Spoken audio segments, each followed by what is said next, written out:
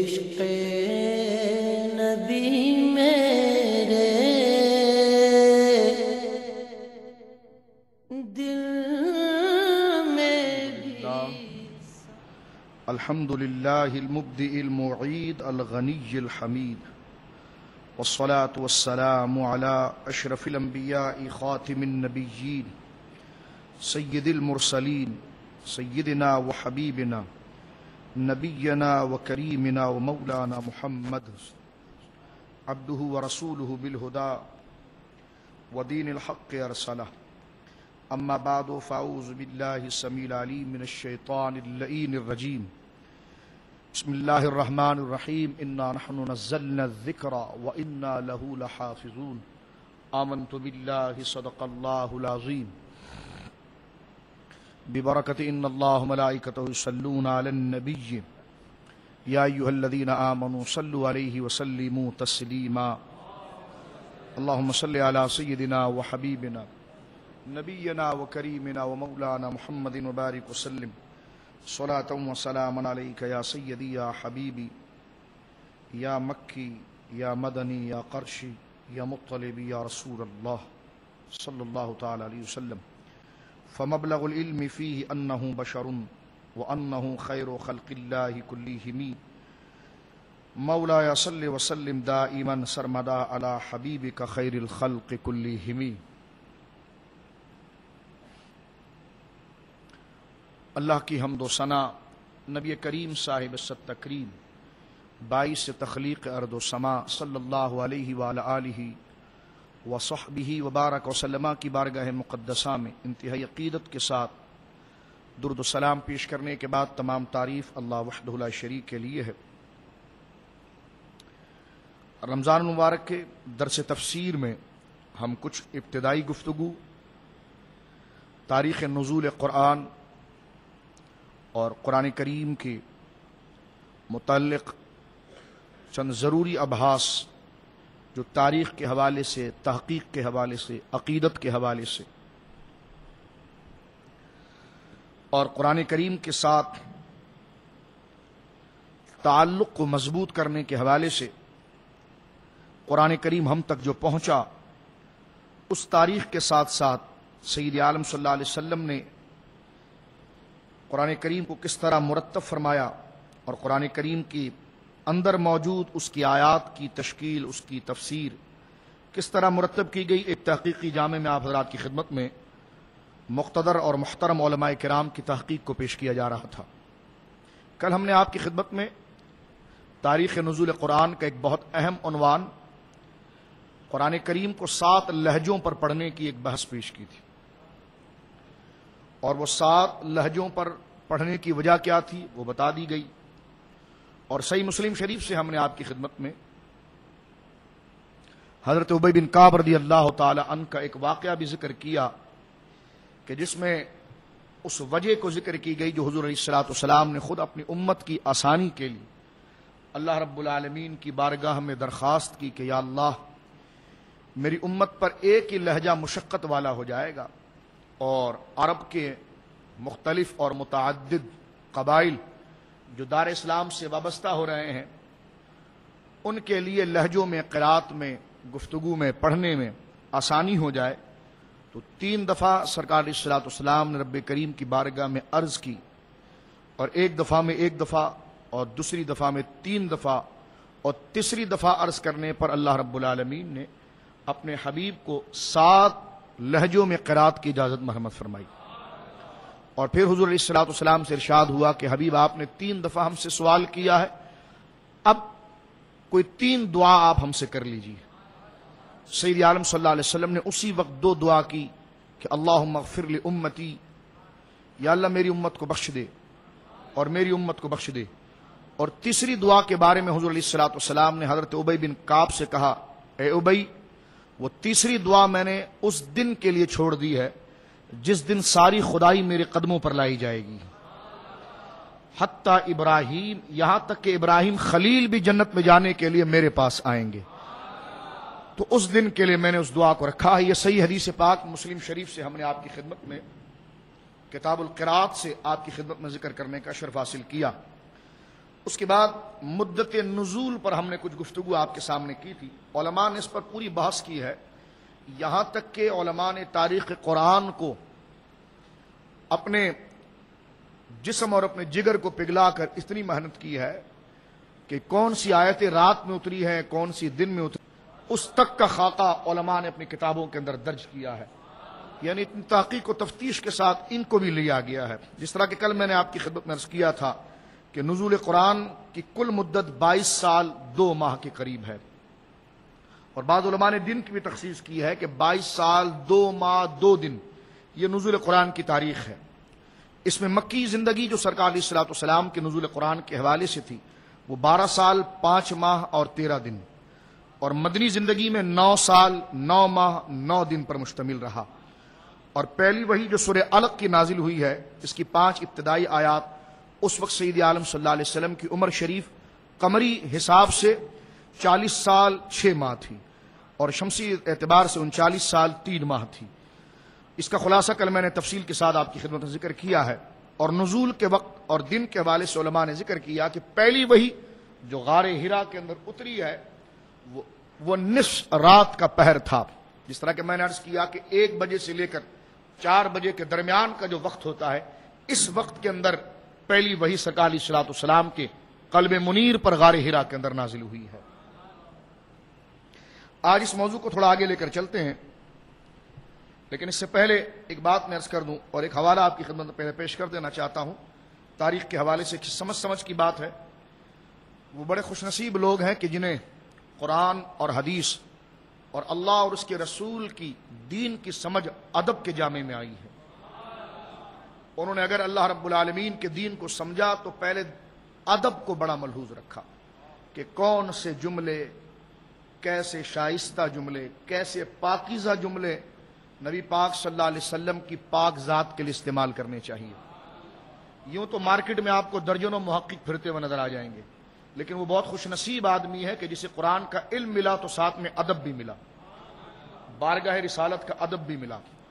ورنہ میں نے آپ کی خدمت میں تسلسل کے ساتھ پیش کیا. انشاءاللہ مولا علی رضی اللہ تعالیٰ عنہ کا جب دن آئے گا تو اس میں تفصیل کے ساتھ دوبارہ قرآن کی تاریخ کو صحابہ کے دور میں کیا تھی وہ میں آپ کی خدمت میں ذکر کروں گا کہ قرآن کے قاری بے شمار گزرے ہیں اور قرآن کے مفسر بے شمار گزرے ہیں، لیکن بہت کم ایسے لوگ گزرے ہیں کہ جن کی قرات اللہ نے قبول فرمائی، اور بہت سے ایسے کم لوگ گزرے ہیں جن کی تفسیریں اللہ کی بارگاہ میں مقبول ہوئی. باقی لوگ دنیا کے لیے لعنت کے سبب بنے رہے، اور وہی قاری، وہی عالم، وہی مفسر اللہ اور اس کے رسول کی بارگاہ میں ممتاز ہوا کہ جس نے قرآن و سنت کی خدمت اللہ اور اس کے رسول کے ادب کے جامع میں کی ہے. میں نے وہی کے سلسلے میں چند باتیں آپ حضرات کی خدمت میں ذکر کی ہے، اور میں نے آپ کو بتایا کہ یہ سید عالم صلی اللہ علیہ وسلم کے دل پاک پر جب پہلی وحی اتری ہے تو اس وقت قمری اعتبار سے حضور علیہ الصلوۃ والسلام کی عمر 40 سال اور 6 ماہ کے قریب تھی. جب پہلی وحی اتری ہے توجہ چاہوں گا، ایک بہت بنیادی حوالہ یہاں پر رکھنا چاہتا ہوں. جب پہلی وحی اتری ہے بخاری شریف کے اندر بھی ہے کہ میں نے پہلے درس میں بھی آپ کی خدمت میں ذکر کیا تھا، وہ بات ذرا یاد دلا دوں آپ کو کہ وحی کی ثقالت بہت ہے، بہت بھاری ہے. اللہ رب العالمین کا کلام ہے، کسی بندے کا کلام نہیں ہے. الفاظ بھی ہے، معنی بھی ہے، لیکن آواز نہیں ہے اس میں. اور اتنا بھاری کلام ہے کہ اسے پہاڑ پر اتارا جائے تو پہاڑ اس کے ایک حرف کو برداشت نہ کر سکے. اور میں نے گزشتہ تقریر میں آپ کی خدمت میں پیش کیا تھا کہ سورہ نساء کی صرف ایک چھوٹی سی آیت کا حصہ جس میں اگر حروف کو بھی گنے جائیں تو بہت زیادہ تو 10 کے 12 حروف ہیں. یہ 10 اور 12 حروف ہی حضور کے سینے پہ اترے تو آپ کی مضبوط اونٹنی قصوہ کہ جو ساخ باخ اور معیار اور نسل کے اعتبار سے بہت اعلیٰ نسل کی اونٹنی ہے، جب حضور کے قلب پر صرف 12 حروف، 12 جملے نہیں، 12 حروف غیر ضرر کے صرف الفاظ جب حضور کے قلب پر اترتے ہیں سورہ نساء کے صرف 8 یا 10 یا 12 الفاظ حروف ہیں صرف تو وہ اونٹنی کا جسم کانپنے لگ جاتا ہے، اور اتنا کانپتا ہے کہ وہ بیٹھ جاتی ہے. اور بیٹھ کر صحابہ نے کہا کہ وہ بیٹھ تو گئی لیکن اس کے جسم پر تھرتھراہٹ تھی. صرف 12 حروف کا مجموعہ اترا، تو آپ اندازہ لگائیے کہ 12 حروف کا صرف مجموعہ اترا تو اتنا مضبوط جانور کے جسم پر اس پر تھرتھراہٹ طاری ہو گئی، تو سید عالم صلی اللہ علیہ وسلم کے قلب منیر پر کیا کیفیت ہوگی؟ اور اللہ نے اس کو ذکر فرمایا تھا سورہ مزمل میں، جس طرح کہ میں نے عرض کیا کہ ان سنلقی علیک قولا ثقیلا، اے حبیب ہم آپ پر بہت ہی بھاری کلام اتارنے والے ہیں، اور اس کی ثقالت کا عالم یہ ہے کہ کوئی چیز اس کو برداشت نہیں کر سکتی۔ اور سورہ الم نشرح کے شروع میں ذکر کیا الم نشرح لک صدرک، بار بار حبیب تیرے شرح صدر اس لیے کیا گیا ہے تاکہ وہ قوت تیرے اندر پیدا کر دی جائے، تاکہ یہ بھاری کلام جو پہاڑ پر اترتا ہے، پہاڑ اس کے چند حرف کو برداشت نہیں کر سکتا، تو تجھ پر تو پورا کلام اترنا ہے، تو لہذا بالتدریج ہم تیرے سینے کو کشادہ کرتے رہیں گے اور اس میں وہ طاقت پیدا کرتے رہیں گے کہ پہاڑ جیسی مضبوطی بھی تیرے سامنے جھک کر تجھے سلام پیش کرے گی۔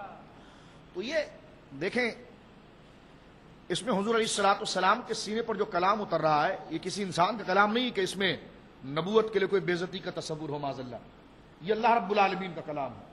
اور حضور علیہ الصلوۃ والسلام کے لیے عزت و شرف کی بات یہ ہے کہ کائنات میں کوئی بھی مضبوط سے مضبوط شے اور مقوی سے مقوی جسم اس وحی کا متحمل نہ ہوا، لیکن سینہ مصطفیٰ اس کا متحمل ہوا۔ ٹھیک ہے، درود پاک پڑھ لیجیے۔ جب درس دیا جا رہا ہو تو اس وقت وظائف پڑھنا جائز نہیں ہے، اس بات کو یاد رکھیں، تسبیح وغیرہ سمیٹ لیجیے یا آپ مکان کو منتقل کر دیجیے، یہ آداب محفل اور درس کے خلاف ہے۔ سب سے بڑی عبادت یہ ہے جب قرآن و سنت ذکر کیا جائے تو وہ تسبیحات، تحلیلات اور تلاوت قرآن سے بھی زیادہ افضل عمل ہوتا ہے۔ اب ذرا گفتگو یہاں پر ذرا سماعت فرمائیے، جو میں آپ کی خدمت میں عرض کرنا چاہ رہا تھا وہ یہ ہے کہ سید عالم کے قلب منیر پر جو کلام اترا ہے تو کائنات کا کوئی بھی فرد، اللہ کی تخلیق کا کوئی بھی جزء اس کو برداشت نہیں کر سکتا۔ سرکار علیہ الصلوۃ والسلام کے قلب منیر کو اس کے لیے خاص کیا گیا ہے۔ پھر بخاری شریف کی حدیث ہے، جب سرکار پر بہت بنیادی جملے یہاں پر عرض کر رہا ہوں، اس پر انشاءاللہ تفصیل آئے گی، ووجدک ضالا فہدا، جب میں اس کی گفتگو کروں گا تو انشاءاللہ سورہ ضحیٰ کے اندر کہ حبیب ہم نے تجھے اپنی محبت میں خود رفتہ پایا تو راہ دی، تو وہاں پر میں امام محمد رضا رضی اللہ تعالیٰ کے ترجمے کی وضاحت کروں گا کہ بعض لوگوں نے یہ ترجمہ کر دیا کہ ہم نے تجھے بھٹکتا پایا تو معاذ اللہ راہ دی، الیاذ باللہ، تو وہ خود گمراہ اور بھٹکتے ہوئے لوگ تھے۔ دیکھو انہوں نے بھی ترجمہ کیا ہے اور ترجمہ دوسری جانب سے بھی ہوا ہے، لیکن جس نے یہ ترجمہ کر دیا کہ نبی آپ کو ہم نے بھٹکتا ہوا پایا راہ دی اور معاذ اللہ آپ کو گمراہ پایا راہ دی، معاذ اللہ الیاذ باللہ، اور قرآن مجید اس بات کو ذکر کرتا ہے کہ ما ضل صاحبکم وما غوا، کہ تمہارا یہ صاحب نہ گمراہ ہے نہ بھٹکا ہوا ہے، یہ قرآن نے پہلے واضح طور پر کہہ دیا ہے۔ تو اس قسم کے بھی ترجمے ہوئے ہیں اور یہ بھی ترجمہ ہوا کہ حبیب تجھے اپنی محبت میں گم پایا تو راہ دی، تو ایک انداز یہ بھی ہے نبی کی بارگاہ میں گفتگو کرنے کا۔ تو یہ ادب کو میں آپ کی خدمت میں ذکر کرنا چاہ رہا تھا، وہ انشاءاللہ سورہ ضحیٰ کی تفسیر اپنے وقت پر اللہ نے چاہا اس کی توفیق سے آئے گی تو میں انشاءاللہ مفسرین کا اجماعی نظریہ یہاں پر پیش کروں گا۔ یہاں پر میں سر دست، کیونکہ تاریخ قرآن کی گفتگو چل رہی ہے تو میں چند حوالے آپ کی خدمت میں نوٹ کروانا چاہ رہا تھا۔ بخاری شریف کی حدیث ہے کہ جب وہی آپ کے سینے مبارکہ پر آئی تو قرآن نے تو پہلے کہا ہے کہ یہ بڑی سخت ہے، بڑا مضبوط کلام ہے، تو سرکار علیہ الصلوۃ والسلام پر اس کلام الہی کا رعب بہت تھا، میں نے پہلے بھی عرض کیا۔ ظاہر سی بات ہے کہ لاپرواہی نہیں، ذمہ داری ہے، یعنی ایک تو وہ کلام جو سینے پر آئے وہ، اور پھر کس ذات سے ہم کلام ہیں؟ رب العالمین سے، اللہ رب العالمین کا کلام کہ جس کی قدرت کے شاہکار کو دیکھ کر بندے کا کلیجہ منہ کا آتا ہے۔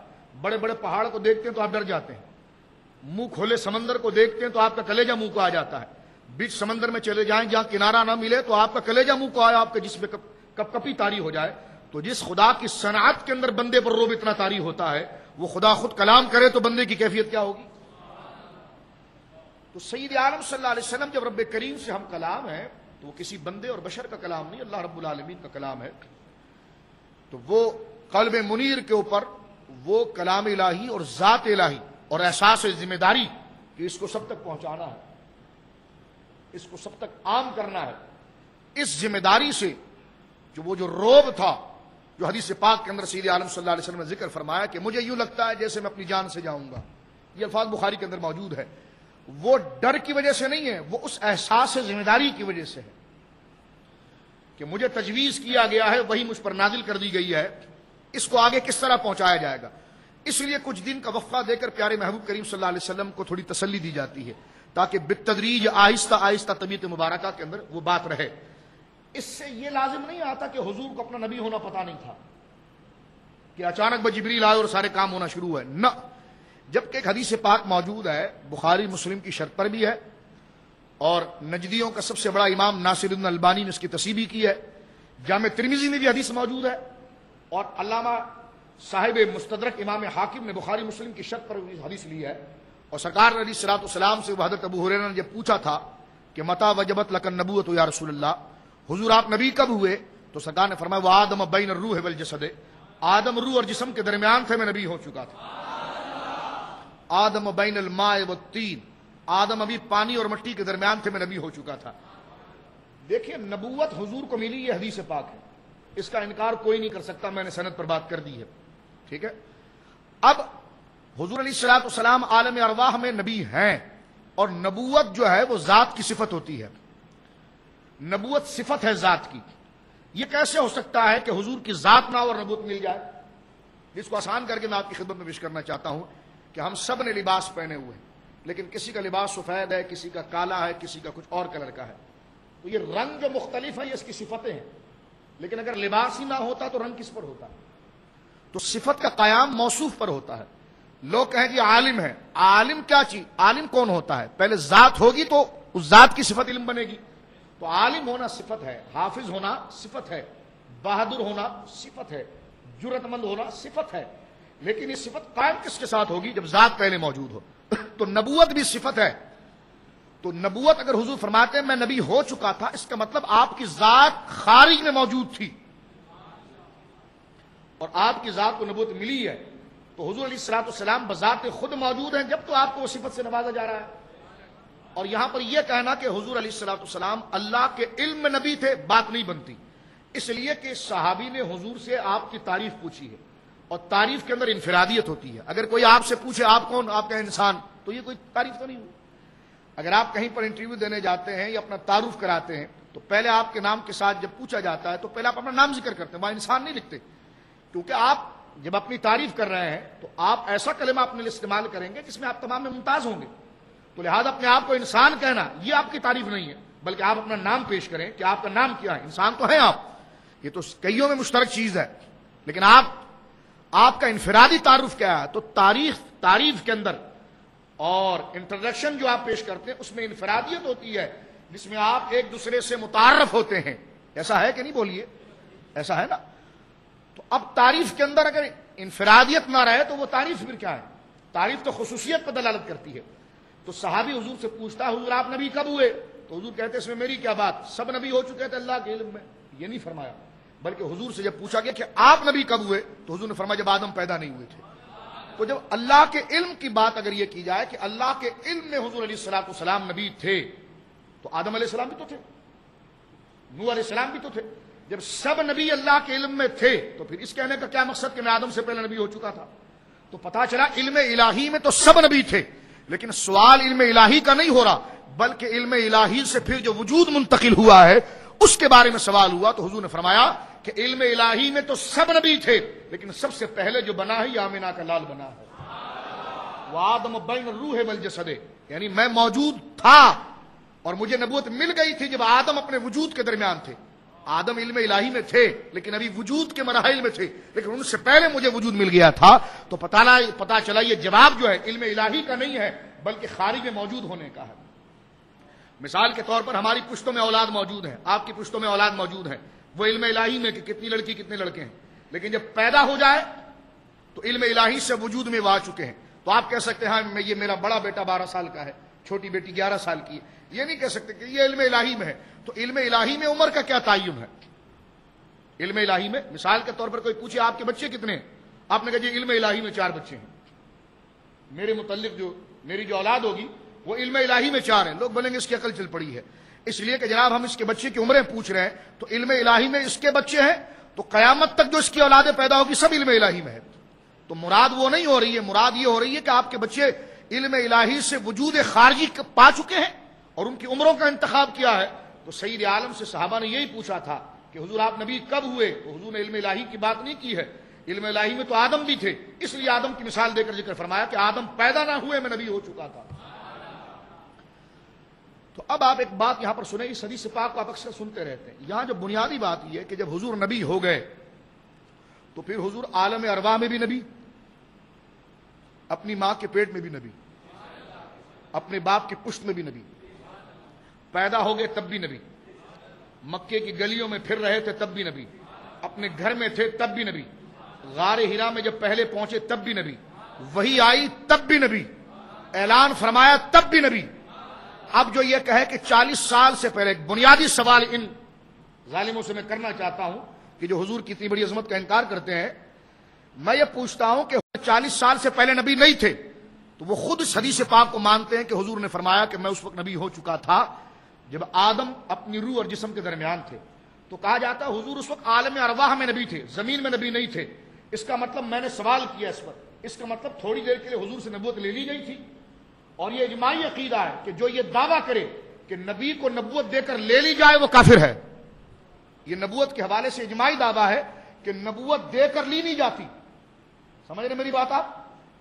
نبوت دے کر لی نہیں جاتی، یہ اجماعی نظریہ ہے، یہ اصول ہے معرفت نبوت کے اور عقیدہ نبوت کا کہ دیکھیں نبوت لینا کسی عیب کی بنا پر ہے۔ جب شرف دے کر نبی بنا دیا تو نبوت پھر سلب نہیں ہوتی، نبوت پھر ولایت سلب ہوتی ہے، نبوت سلب۔ جو یہ کہے کہ نبوت سلب ہو گئی وہ قائل کافر ہے۔ تو لہذا یہ کہنا کہ حضور عالم ارواح میں نبی تھے اور پیدا ہوئے تو اس وقت نبی نہیں رہے اور 40 سال میں پھر نبوت ملی، تو یہ 40 سال عرصہ جو آپ نے حضور کو غیر نبی کہا تو آپ نے حضور سے سلب نبوت کو مانا، تو سلب نبوت کو مانا یہ شدید توہین اور کفر ہے۔ تو لہذا اہل سنت کا مسلک اس اعتبار سے ہے کہ جب ایک دفعہ تاج نبوت پہنا دیا گیا تو پھر وہ اتارا نہیں جاتا۔ سمجھ گئے میری بات آپ؟ یہ گرفت کرنے کے لیے جو میں نے آپ کو جملہ پیش کیا ہے، جب بنیاد ہونا نبوت، جب حضور کی نبوت پر بات ہو تو پہلے اس بات کو طے کیا جائے کہ نبوت سلب ہو سکتی ہے۔ پہلے آپ یہ طے کریں گے ان سے کہ نبوت کا سلب ہونا ممکن ہے، نبوت سلب ہو سکتی ہے۔ تو علم کلام کی ساری کتابوں میں یہ لکھا ہوا ہے کہ جو یہ کہے کہ نبی کی نبوت سلب ہو جائے گی وہ کافر ہے۔ انبیاء کو نبوت دے کر سلب نہیں کیا جاتا، سلب نبوت جائز نہیں، سلب نبوت جائز نہیں۔ تو جب عام انبیاء کی جائز نہیں تو جن کے صدقے سب کو نبوت ملی ہے، اس تاجدار مدینہ اور امام الانبیاء کی نبوت 40 سال سے پہلے کیسے ختم ہو سکتی ہے؟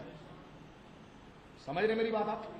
اب جو لوگ ہم سے پوچھتے ہیں نا کہ 40 سال پہلے آپ نبی کو نبی کیوں مانتے ہیں، ہم نے کہا نبوت کے لیے ضروری ہے، نبوت کے لیے یہ ضروری ہے میرے بھائی۔ یہ کیسے ہو سکتا ہے کہ ہم 40 عالم ارواح میں حضور کو نبی مان رہے ہیں؟ کیونکہ حدیث موجود ہے صریح کہ میں آدم سے پہلے نبی تھا، کنت نبیا، حدیث ہے میں نبی تھا، وہ آدم بین الروح والجسد، جب آدم جسم اور روح کے درمیان تھے۔ اور مستدرک کے اندر جو الفاظ ہے بخاری مسلم کی شرط پر وہ یہ ہے جو سرکار نے منبر پر کہا کہ وَأَبِي مُنْجَدِلٌ فِي طِينِهِ، میرے باپ آدم کا خمیر گوندا جا رہا تھا، وَأَبِي مُنْجَدِلٌ فِي طِينِهِ، میرے باپ آدم کا خمیر مٹی میں گوندا جا رہا تھا اور میں نبی ہو چکا تھا۔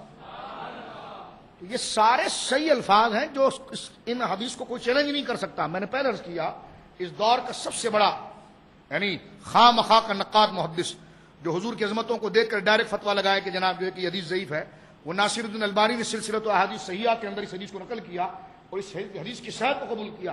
وہ قبول کرے یا نہ کرے ہمارے لیے کوئی معتبر نہیں ہے، لیکن میں بتانا چاہتا ہوں کہ اس جیسا غیر محتاط آدمی بھی جو حضور کی عظمت کو دیکھ کر فوراً فتویٰ لگاتا ہے کہ جناب یہ حدیث ضعیف ہے، لیکن جب حضور کی اولیت کی بات آئی اور نبوت کی بات آئی اور نبوت حضرت آدم پر مقدم ہونے کی بات آئی تو اس نے بھی اس بات کو ذکر کیا کہ یہ حدیث اپنی سند کے اعتبار سے بالکل صحیح ہے۔ اب میری بات ذرا آپ یہاں پر گویا کہ توجہ کے ساتھ سماعت فرمائیے۔ میں نے جو ایک اصول آپ کو دیا ہے کہ جب ایک دفعہ نبوت مل گئی تو پھر سلب نہیں ہوتی، پھر سلب نہیں ہوتی، ٹھیک ہے؟ اس بات کو ذہن میں رکھیے۔ تو 40 سال سے پہلے حضور کو نبی ماننا یہ آگے بحث آئے گی، لیکن میں ایک حوالہ آپ کے سامنے رکھنا چاہ رہا تھا، اس لیے آپ کو پہلے ذہن دینا چاہتا ہوں کہ ادب ادب ہوتا ہے، بے ادبی ہوتی ہے۔ لہذا حضرت محمد بن سیرین نے جو مسلم شریف میں ذکر فرمایا وہ یہ کہ ہر اہرے غیر تو خیرے کے سامنے زانو تلمذ و شاگردی کو خم نہ کرو، اس لیے کہ جو تم علم حاصل کر رہے ہو وہ تمہارا دین ہے، ان ھذا العلم دین، یہ علم جو ہے یہ تمہارا دین ہے۔ فانظروا امن تاخذون دینکم، پہلے دیکھ لو کس نسلی آدمی سے تم دین حاصل کر رہے ہو، اس کا حسب و نسب کیا ہے، اس کا کردار کیا ہے۔ تو ہمیشہ یہ صحیح مسلم شریف کے اندر ہے اور یہ قول ہے حضرت محمد بن سیرین جو تعبیر رؤیا کے امام ہیں، جن کی خواب پر سب سے مستند کتاب الرؤیا، اور یہ وہ ہیں جن کو امام بخاری امیر المومنین فی الحدیث کہا کرتے ہیں۔ تو یہ مسلم شریف کے اندر ان کا یہ قول موجود ہے بخاری میں ان سے کئی حدیثیں ہیں، مسلم میں کئی حدیثیں ہیں، اور مسلم میں یہ قول بھی مشکات کے اندر بھی ہے کہ محمد بن سیرین کے پاس 2 آدمی آئے اور بڑی بڑی داڑیاں بھی تھی، قرآن بھی ان کے ہاتھ میں تھا، اور انہوں نے کہا حضرت ہم آپ کے سامنے قرآن پڑھنا چاہتے ہیں۔ فرمایا کوئی ضرورت نہیں پڑھنا میرے سامنے قرآن، چپ ہو جاؤ۔ پھر وہ کہنے لگے، سارے ان کے شاگرد موجود تھے، محمد بن سیرین سے کہنے لگے ہم 2 حدیث سنانا چاہتے ہیں۔ آپ نے کہا خبردار خاموش ہو جاؤ، کوئی حدیث میں تم سے نہیں سننا چاہتا، چلے جاؤ میری مجلس سے، نکال دیا۔ تو شاگردوں نے پوچھا، ان کا مقام میں بتا چکا ہوں کہ امام بخاری ان کے جوتی اٹھانے والوں میں سے ہے، بلکہ امام بخاری جوتی اٹھانے والوں میں سے نہیں، ان کے شاگردوں کی جوتی اٹھانے والوں میں سے ہے۔ تو محمد بن سیرین رضی اللہ تعالیٰ کا مقام اتنا بڑا ہے، انہوں نے اپنے مجمع سے ان دونوں مولویوں کو بھگا دیا۔ جب شاگردوں نے پوچھا حضور کیوں بھگایا، فرمایا یہ بد مذہب تھے۔ یہ کیا تھے؟ اب آپ جو قرآن کھول کے ہر قسم کے ٹائی کوٹ اور ٹوپی کے پیچھے بھاگنا شروع کر جاتے ہیں، تو سب سے پہلے ضرورت کیا ہے؟ جو قاعدہ اور سلیقہ دین حاصل کرنے کا ہے، جو شرائط ہے۔ اگر آپ کو کوئی مرض لاحق ہوتا ہے تو گلی کوچے میں بیٹھے کسی چمار سے آپ مسئلہ نہیں پوچھتے، باقاعدہ کوئی اچھے ڈاکٹر کا انتخاب کرتے ہیں اور اس کے پاس جا کر اس مسئلے کو لیتے ہیں۔ تو جیسا مسئلہ ہوتا ہے اس فیلڈ کے اس ماہر کے شرائط بھی ویسے ہوتے ہیں، اس کی ڈگریاں دیکھی جاتی ہیں، اس کے معاملات دیکھے جاتے ہیں، اس کے اساتذہ، اس کے کورس، اس کے کتابوں کو دیکھا جاتا ہے۔ لیکن جب دین کی بات آتی ہے تو بندہ منہ اٹھا کر کہتا ہے کہ جی وہ لیپ ٹاپ کھولے ہوئے تھے اور کی بورڈ پر ہاتھ مار رہے تھے اور آیتیں سامنے آ رہی تھی، میں نے کہا جی بہت بڑا اسکالر ہے یہ۔ تو یہ کوئی طریقہ اور سلیقہ نہیں ہے۔ دین کو سمجھنے کا سلیقہ یہ ہے جو محمد بن سیرین بیان فرما رہے ہیں، وہ یہ ہے کہ جب ان کے شاگردوں نے پوچھا کہ آپ نے ان 2 بندوں کو مسجد سے باہر کیوں کر دیا، فرمایا دونوں بد مذہب تھے۔ کہا پھر کیا وجہ تھی؟ فرمایا دونوں پڑھتے تو قرآن لیکن ترجمہ ایسا غلط کرتے جو میرے دل پر لگ جاتا اور میں گمراہ ہو جاتا۔ فرمایا پڑھتے تو حدیث لیکن ترجمہ ایسا کرتے کہ جو میرے دل پر لگ جاتا اور میں گمراہ ہو جاتا۔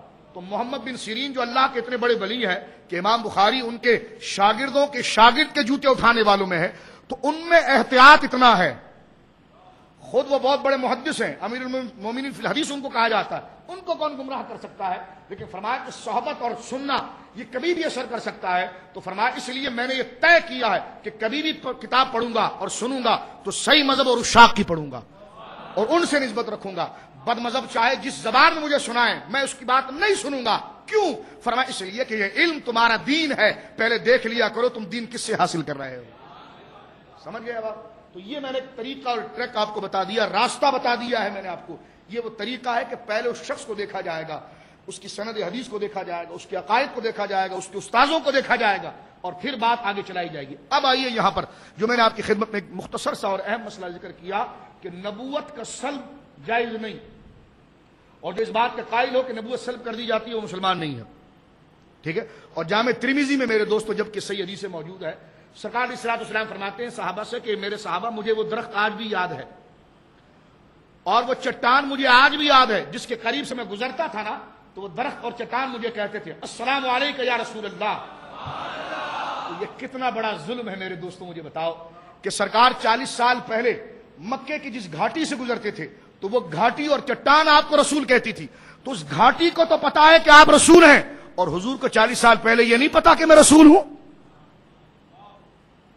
اور یہ حدیث ہر مولوی پڑھتا پڑھاتا ہے، جامع ترمذی کی حدیث۔ میرے کہنے کا مطلب سمجھے آپ؟ لوگ کہتے ہیں حضور کو 40 سال پہلے پتا ہی نہیں تھا کہ میں نبی ہونے والا ہوں، جبکہ وہ حضور فرماتے ہیں کہ وحی آنے سے پہلے میں جب کسی گھاٹی سے گزرتا تھا تو مجھے یہ فلاں درخت مجھے آج بھی یاد ہے جو مجھے یا رسول اللہ کہہ کے سلام کرتا تھا۔ تو اس درخت کو پتا ہے 40 سال پہلے کہ آپ رسول ہیں، اور حضور کو نہیں پتا کہ میں رسول ہوں۔ تو یہ کس قدر توہین ہے۔ اور پہلی وجہ یہ ہے کہ نبوت جب دے دی گئی تو سلب نہیں کی جائے گی۔ اور آپ نے تو سیرت کی کتابوں میں پڑھ رکھا ہے کہ جب سرکار علیہ الصلوۃ والسلام نے ابو طالب کے ساتھ سفر کیا تھا شام کا، تو شام کے بڑے بڑے یہودیوں نے کہا تھا یہ اللہ کے رسول ہے۔ وہ میں نے کہا یہودیوں کو تو پتا چل گیا، لیکن یہ نام نہاد ملا اس پر آج تک مذہب بنائے بیٹھے ہیں کہ حضور کو پتا ہی نہیں تھا کہ معاذ اللہ میں نبی بننے والا ہوں۔ تو دیکھیے وہ نبوت کا جو پہرا 40 سال سے پہلے گزرا ہے وہ سکوتی تھا، کردار سے تبلیغ ہو رہی تھی۔ کس سے؟ کردار سے۔ 40 سال تک حضور نے کردار سے تبلیغ کی ہے، اور 40 سال کے بعد جب پہلی وحی آئی تو کردار اور قول دونوں کے ساتھ تبلیغ شروع ہو گئی۔ اس لیے جب لوگوں نے حضور علیہ الصلوۃ والسلام پر اعتراض کیا کفار نے، تو قرآن کی آیت اتری کہ محبوب ان سے کہو تم میری نبوت کا انکار کیسے کر سکتے ہو، میرے رب کی یکتائی کا انکار کیسے کر سکتے ہو، میں نے تم میں اپنی عمر کا بہت بڑا حصہ گزارا ہے۔ تو وہ حضور کی جو عمر شریفہ جو شروع میں گزری ہے وہ کرداری نبوت تھی۔ اور حضرت امام راضی نے وہاں پر جملہ لکھا ہے فرمایا یہ تو 40 سال کے بعد جو قرآن اترا ہے نا، یہ تو آپ کی نبوت کو آشکارا کرنے کے لیے نور علی نور ہے۔ امام راضی فرماتے ہیں اگر قرآن حضور پر نہ بھی اترتا تو آپ کی 40 سالہ زندگی خود اپنی نبوت کو واضح کر رہی تھی۔ یہ تو قرآن اترا ہے تو یہ تو آپ پر نور علی نور ہے، فضیلت پر فضیلت حضور کو دی جا رہی ہے۔ اور اگر قرآن نہ بھی اترتا تو سید عالم صلی اللہ علیہ وسلم کی کردار نے اس بات کو ثابت کر دیا تھا کہ آپ اللہ کے نبی ہیں۔ ایسی درجنوں روایتیں موجود ہیں جو اپنی جگہ پر آئے گی اور میں انشاءاللہ پیش کروں گا۔ 2 باتیں میں نے اس میں سمجھائی آپ کو کہ حضور کو عالم ارواح میں نبوت دینا یہ حدیثوں سے ثابت ہے، اور جب نبوت مل گئی تو اس کا سلب جائز نہیں، میری بات سمجھ رہے ہیں، اس کا دوبارہ لے لینا جائز نہیں۔ اور جو حضور نے 40 سال کے بعد جو اعلان نبوت فرمایا ہے وہ ثبوت نہیں تھا، وہ ظہور تھا۔ ثبوت تو عالم ارواح میں ہو چکا ہے، ٹھیک ہے۔ اور یہ حدیث پاک جو میں نے آپ کی خدمت میں پیش کی ہے کہ حضور نے فرمایا کہ حضرت خدیجہ الکبریٰ سے کہ خدیجہ مجھے گھبراہٹ ہو رہی ہے، زملونی مجھ پر کمبل ڈال دو، تو یہ نبوت میں شک نہیں تھا، یہ نبوت میں شک، یہ احساس ذمہ داری تھی۔ کیا تھی جی؟ اب ادب اور بے ادبی کی بات کر رہا تھا۔ یہ میرے ہاتھ میں موجودی کی کتاب ہے سیرت دو عالم، تاکہ ریکارڈ پر بات آ جائے تو میں آپ کی خدمت میں پیش کرنا چاہتا ہوں۔ یہ جماعت اسلامی کے بانی ہے اور اس وقت ان کو سب سے بڑا دین کا ٹھیکیدار سمجھا جاتا ہے، اور سمجھا جاتا ہے کہ پاکستان میں جو دین پھیلایا ہے وہ ابو العلا مودودی صاحب نے پھیلایا ہے۔ میں نے آپ کے سامنے پوری تقریر کر دی حضور کے نبوت کے بارے میں، ٹھیک ہے۔ حضرت سیدنا صدیق اکبر رضی اللہ تعالیٰ عنہ پہلے جان چکے تھے کہ سید عالم نبی ہیں، ابو طالب اس بات کو جان چکے تھے کہ آپ نبی ہیں، کیونکہ ان لوگوں نے اس بات کو ذکر کیا ہے۔ اور ایسے دیگر شواہد میں نے جامع ترمذی کی حدیث آپ کے سامنے پڑھی ہے کہ وہ درخت اور چٹان خود کہا کرتے تھے السلام علیکم یا رسول اللہ، ٹھیک ہے۔ سیدہ دائی حلیمہ کے واقعات اتنے زیادہ ہیں، اگر پڑھے جائیں تو انسان یعنی ایک نشست اس کے لیے کافی نہیں ہے۔ جو آپ کی نبوت کا منہ بولتا ثبوت ہے، جو سیدہ حلیمہ سعدیہ کے گھر میں حضور علیہ الصلوۃ والسلام کے نبوت کے معجزات صادر ہوئے ہیں۔ اب دیکھیے مودودی اس بات کو کس طرح ذکر کرتا ہے۔ میں نے پہلے اس بات کو ذکر کیا آپ کے سامنے ایک ریکارڈ پر بات لانے کے لیے تاکہ بات واضح ہو جائے۔ ہم ایک تاریخ قرآن کا پہلو پیش کر رہے ہیں آپ کے سامنے۔ تو اس وقت قرآن کے مدعی اور قرآن کی تبلیغ کے حوالے سے میں نے پہلے عرض کیا وہ ادب اور بے ادبی ہے، ٹھیک ہے۔ اگر کوئی آپ کی بات کی خدمت کر رہا ہو اور اس کو ایسے جملے سے نواز رہا ہو جو آپ پر خود گوارا نہ ہو تو آپ اس کو کبھی اپنے دل میں جگہ نہیں دیں گے، چاہے وہ آپ کے باپ پر پی ایچ ڈی کر رہا ہو یا آپ کے باپ کے لیے بہت بڑا کام کر رہا ہو۔ تو لہذا ادب جو ہے وہ اولین معراج ہے، اور اہل حق انہی کی تفسیر، انہی کے قرات، انہی کی تحقیق اللہ کی بارگاہ مقبول ہوئی جن کے پاس ادب تھا، ٹھیک ہے۔ حضرت فاروق اعظم کے دور کے اندر آپ دیکھیے کہ ایک امام جو ہے وہ سورہ عبس کا یہ جملہ پڑھتا تھا ہر فجر کی نماز میں، عبس وتولی ان جاءہ الاعمی۔ دراصل سرکار علیہ الصلوۃ والسلام ایک دفعہ آپ کے پاس چند کفار اور جو سیٹ و متمول جو بہت ان کے بڑے ذہین سیاستدان لوگ تھے اور متمول لوگ تھے، وہ حضور کے پاس آئے۔ حضور ان سے محو گفتگو تھے۔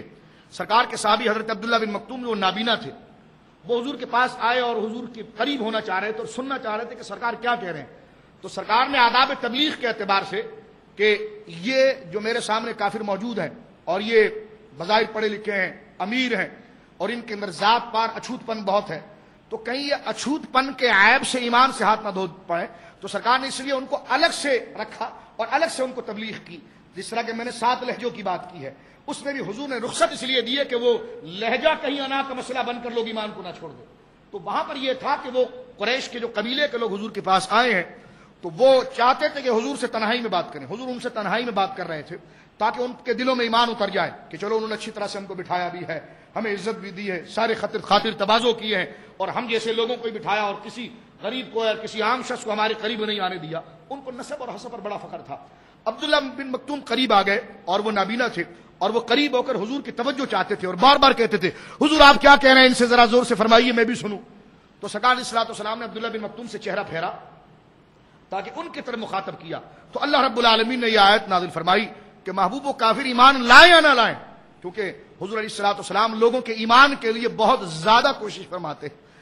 تو اللہ رب العالمین نے فرمایا کہ محبوب جو آپ کوشش فرما رہے ہیں وہ ہماری بارگاہ میں قبول ہے، لیکن اگر کافر یہ کہیں کہ یہ مسلمان غریب ہے اور ان کو قریب نہ لاؤ، الگ سے ہمارے لیے بات کرو، تو محبوب آپ ان کافروں کو چھوڑ دیجئے، بس جانے دیجئے، ہم آپ سے کچھ نہیں پوچھیں گے، جانے دیجئے، آپ ان غریب مسلمانوں کی پرواہ کیجئے، اس لیے کہ بھلے یہ غریب ہیں ان کے دل میں ہماری محبت ہے۔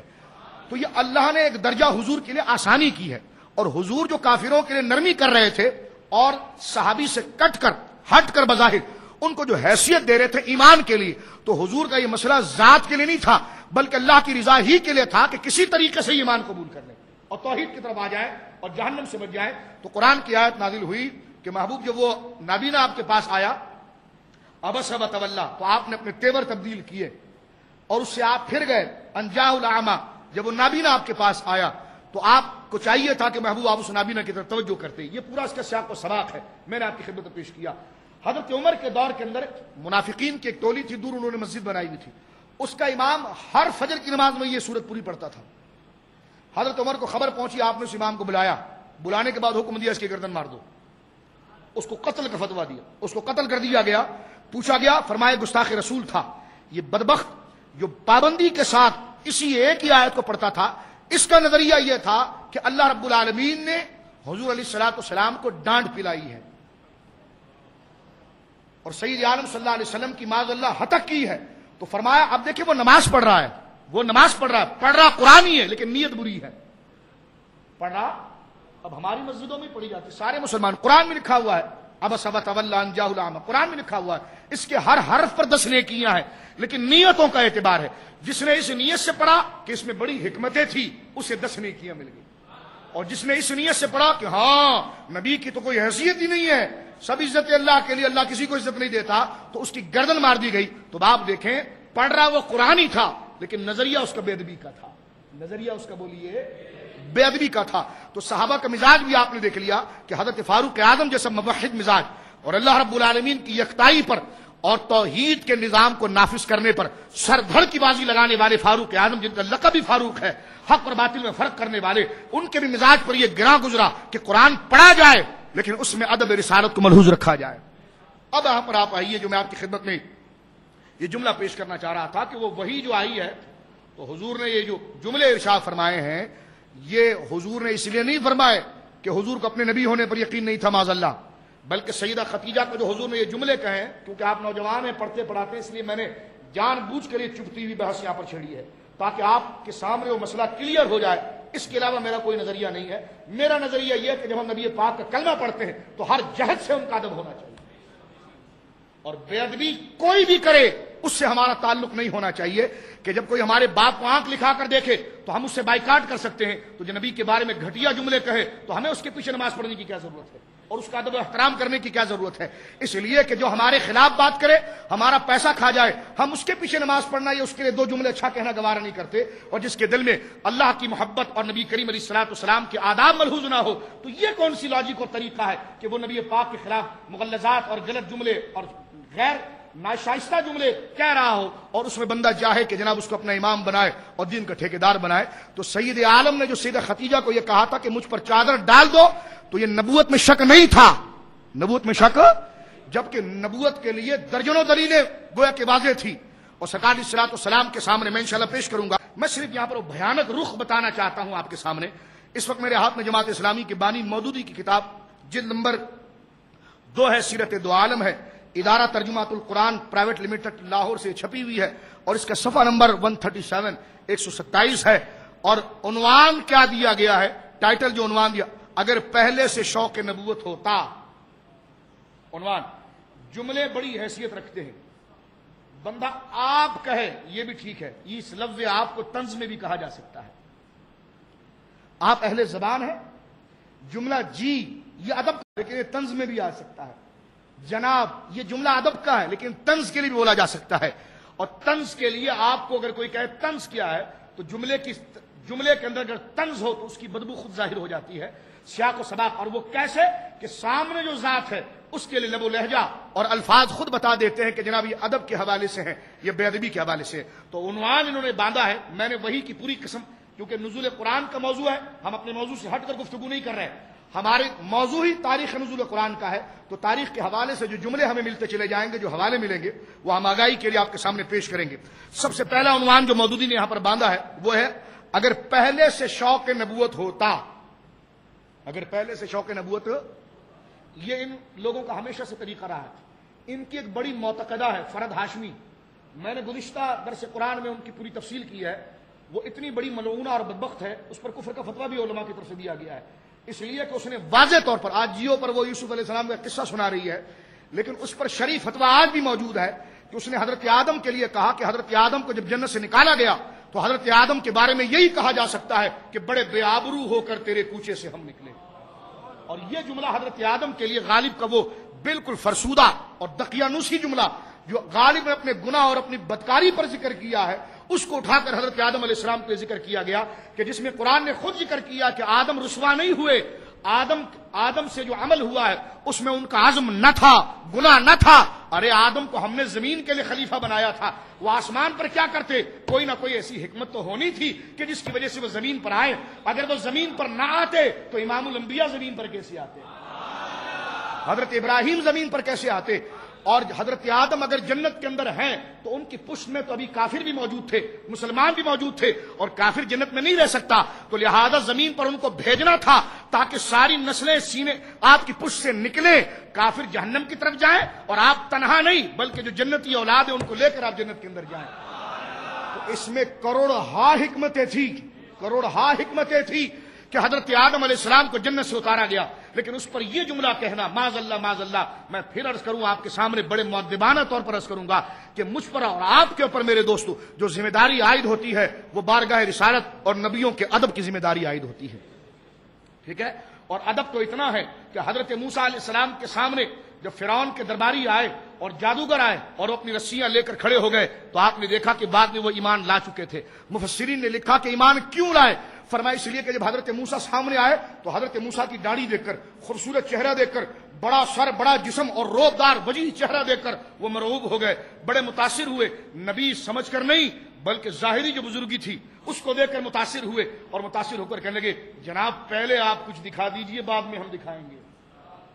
تو یہ جملہ کہ حضرت موسیٰ کی ظاہری، کیونکہ باطنی نبوت کی طرف توجہ نہیں ان کے بھی، صرف ظاہری جو صورت اور شکل کو وہ دیکھ رہے ہیں، اس سے اس قدر مرعوب ہوئے کہ فرعون نے جب ان سے یہ کہا تھا کہ تم جادو دکھاؤ اور موسیٰ کو میری طاقت بتاؤ، تو جب اپنی رسیاں لے کر آئے، حضرت موسیٰ عصا لے کر کھڑے ہوئے تھے، تو انہوں نے پہل نہیں کی بلکہ حضرت موسیٰ کی بزرگی کو دیکھ کر کہا کہ نہ پہلے ہم کچھ کرنے کی ضرورت نہیں کرتے، آپ بڑے بزرگ لگ رہے ہیں تو لہذا پہلے آپ کچھ کر کے دکھائیں.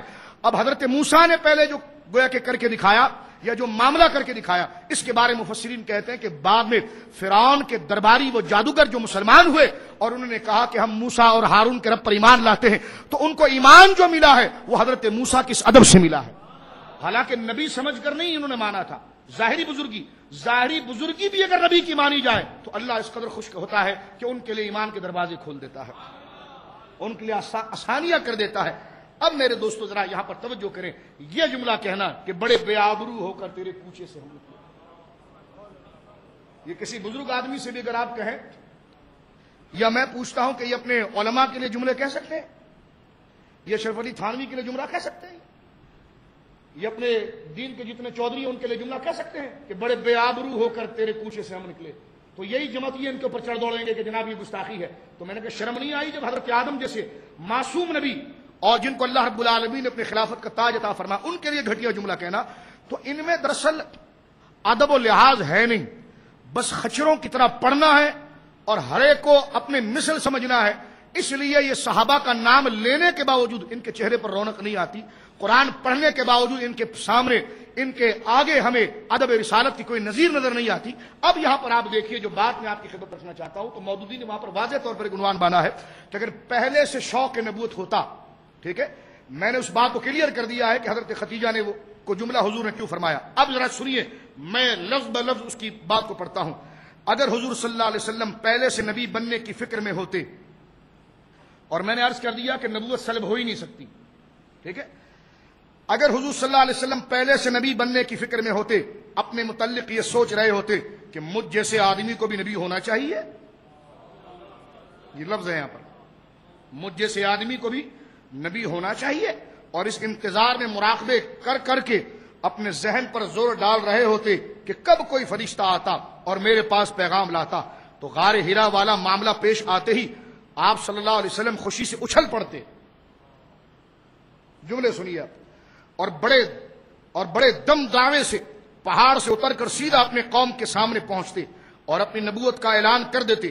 لیکن اس کے برعکس یا حالت یہ ہے جو کچھ دیکھا گیا اس پر شزدر رہ جاتے ہیں، کانپتے ہیں، لرزتے ہوئے گھر پہنچتے ہیں، لحاف اوڑھ کر لیٹ جاتے ہیں. ذرا دل ٹھہرتا ہے تو بیوی کو چپکے سے بتاتے ہیں آج غار ہرا کی تنہائی میں مجھ پر یہ حادثہ گزرا، معلوم نہیں کیا ہونے والا ہے، مجھے اپنی جان کی خیر نظر نہیں آتی۔ یہ کیفیت نبوت کے کسی امیدوار، اب دیکھیں یہ کیفیت نبوت کے کسی امیدوار کی کیفیت سے کس قدر مختلف ہے۔ اب آگے لکھتے ہیں نبوت کے امیدوار، اب آگے دیکھیے لکھتے ہیں پھر بیوی سے بڑھ کر شوہر کی زندگی، سیدہ خدیجہ کو مخاطب کر کے لکھ رہے ہیں پھر بیوی سے بڑھ کر شوہر کی زندگی، اس کے حالات، اس کے خیالات تو کون جان سکتا ہے۔ اگر ان کے تجربے میں پہلے سے یہ بات آئی ہوتی کہ میاں نبوت کے امیدوار ہیں، جملہ دیکھ رہے کس پاکیزہ خاندان پر گفتگو ہو رہی ہے کہ میاں نبوت کے امیدوار ہیں اور ہر وقت فرشتے کے آنے کا انتظار کر رہے ہیں، تو ان کا جواب ہرگز وہ نہ ہوتا جو حضرت خدیجہ نے دیا۔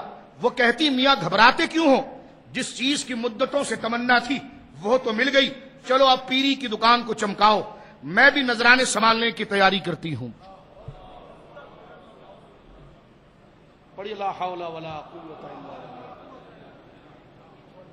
یہ نبی کریم صلی اللہ علیہ وسلم کے بارے میں لکھا ہے، آپ یہ نہ سمجھے کہ یہ صدر زرداری کے بارے میں گفتگو ہو رہی ہے، وہ بھی یہ جملہ نہیں برداشت کرے، یہ منور حسن جیسے صفاق چہرے والے کے لیے پڑھا جائے تو وہ بھی برداشت نہ کرے۔ تو یہ سیدہ خدیجۃ الکبریٰ رضی اللہ تعالیٰ عنہا کے بارے میں لکھا ہے کہ سیدہ نے یہ کہا ہوتا کہ چلو نبوت تو پیری کی دکان ہے، تو پیری کی دکان چمکاؤ، تو پھر نذرانے جمع کرتے ہیں، کیا کرتے ہیں معاذ اللہ الیاذ باللہ لا حول ولا قوت الا باللہ العلی العظیم۔ میں زیادہ تبصرہ نہیں کرنا چاہتا، میرے پاس وقت بہت کم ہے، میں نے آپ کی عدالت میں بات چھوڑ دی ہے۔ اب آپ ان جمتیوں سے پوچھیں کہ جناب اس میں شرعی اور ایمانی نقطہ کون سا ہے؟ نام تو تمہارا جماعت اسلامی اور تمہارا عقیدہ یہ ہے، معاذ اللہ تم تو شیعوں سے گئے گزرے ہو، اور اتنی غلیظ بات سیدہ خدیجۃ الکبریٰ رضی اللہ تعالیٰ عنہ کے لیے کہ سیدہ کی خواہش یہ تھی کہ مال جمع کروں۔ پڑھی لا حول ولا قوت الا باللہ۔ نزول قرآن کی ضمن میں ایک بات درمیان میں آئی تو میں نے آپ کے سامنے یہ نظریہ واضح کیا۔ تھوڑا سے وقت ہمارے پاس چند منٹوں کا رہ گیا ہے، میں اپنی گفتگو کو سمیٹنا چاہتا ہوں کہ مدت نزول جو ہمارا عنوان تھا تاریخ نزول قرآن کے حوالے سے، اس کو تھوڑا سے آگے لے کر چلوں آپ کے سامنے کہ جس وقت وحی نازل ہوئی تو سید عالم صلی اللہ علیہ وسلم کی طبیعت مبارکہ پر جو معاملہ تھا وہ اس کا بار تھا، اور حضور اس کو یاد کرنے کی کوشش کرتے تھے، اور جب سرکار اسے یاد کرنے کی کوشش کرتے تو آپ کی طبیعت مبارکہ پر بڑا گراں گزرتا تھا، ہونٹ مبارک سوکھ جاتے تھے، زبان سوکھ جاتی تھی۔ اللہ رب العالمین اپنے محبوب پر اس قدر کریم ہے کہ فرمایا محبوب ہم نے قرآن اس لیے نہیں اتارا کہ تو اپنے آپ کو تھکا دے، تو یا اللہ اگر اپنے آپ کو تھکاؤں نہیں اور ورد نہ کروں تو یاد کیسے ہوگا؟ تو سورہ قیامہ میں اللہ نے فرمایا لا تحرک بہ لسانک لتعجل بہ، حبیب اپنی زبان کو جلدی سے نہ چلاؤ، جلدی کر کے نہ چلاؤ، حرکت نہ دو، ان علینا جمعہ وقرآنہ، جس طرح ہم نے محبوب آپ کو نبوت عطا فرمائی ہے نا، جس طرح اپنے کلام کے لیے آپ کے سینے کو تجویز کیا ہے نا، تو یہ بھی ہمارے ذمہ کرم پر ہے کہ آپ کے دل میں اتار بھی دیں گے، آپ کی زبان پر جاری بھی کر دیں گے۔ یہ مقام مصطفیٰ ہے، یہ اللہ رب العالمین کی عنایت ہے اپنے محبوب پر صلی اللہ تعالی علیہ وسلم۔ اسی کو اقبال نے خوبصورت کا، مودودی صاحب نے یہودیوں جیسی خشخطی داڑھی رکھی اور ایمان ان کو نصیب نہ ہوا، لیکن اقبال بڑی پیاری بات کر گئے کہ کی محمد سے وفا تو نے تو ہم تیرے ہیں، یہ جہاں چیز ہے کیا لوح قلم تیرے ہیں۔ تو دیکھیں فکر دیکھیے، مزاج دیکھیے۔ اس میں ایک عنوان جو تاریخ نزول قرآن اور مدت قرآن میں آتا ہے وہ یہ خاص عنوان یہ ہے کہ آخری وحی کون سی تھی۔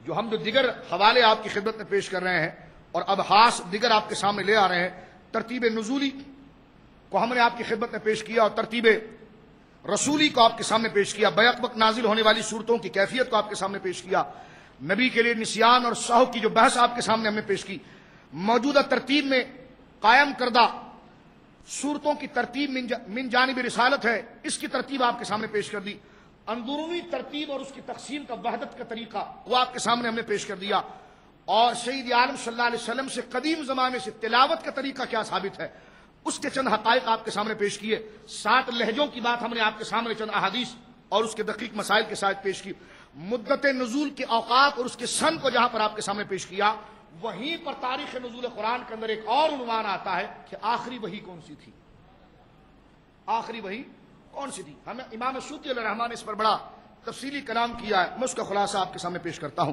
اور یہ بڑی دقیق بات ہے، بڑی اہم اور ایمان افروز بات ہے کہ آخری وحی کون سی تھی۔ تو جو قرآن کا شاگرد ہے اس کے لیے اس بات کو سمجھنا بہت زیادہ ضروری ہے۔ دیکھیں پہلی بات یہ سمجھ لیجئے کہ اس میں اچھا خاصا اختلاف ہے کہ آخری وحی کون سی تھی۔ کوئی بات قطعی نظریے سے نہیں کہا جا سکتا کہ آخری وحی کون تھی، اور نہ کبھی حضور علیہ الصلوۃ والسلام نے اس بات کا اشارہ دیا کہ یہ آخری وحی ہے۔ ٹھیک ہے، سید عالم صلی اللہ علیہ وسلم کے قلب منیر پر جب وحی اتر رہی ہے تو صحابہ کرام ہمہ وقت حضور کے پاس بیٹھ کر وحی کو مرتب کرتے تھے۔